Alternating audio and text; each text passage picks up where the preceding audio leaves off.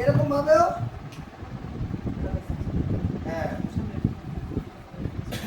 এখানে দেখো এই এই এই এই উল্টো করে এই এই আমি সোজা রাখছি না কিন্তু এই এই আবার পাটা করলাম এই এই এই এই এতে এই এই এই এই আবার এই এই বুঝতে পারলাম গ্যাপটা বড় করতে চাইছি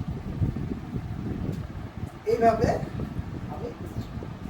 নিয়ে যাব এতে কি হবে অনেকটা স্টেবিলিটি ব্যালেন্স আসবে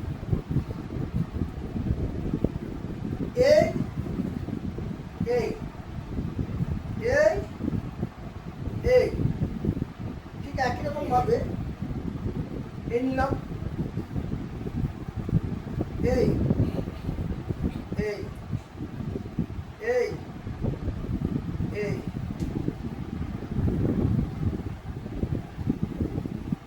এখানে এখানটায় এখানটায় এখানটায় বোঝা গেল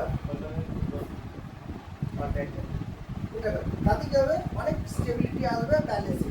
আমাদের দুটো পাতেই করতে হবে একটা জিনিস মনে রাখতে হবে যখন যে পাটা দিয়ে করছি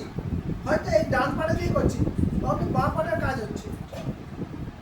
আবার বাঁ পা দিয়ে যখন করছি তখন ডান পাটার কাজ হচ্ছে উল্টো কাজ হচ্ছে করে দেখে নাও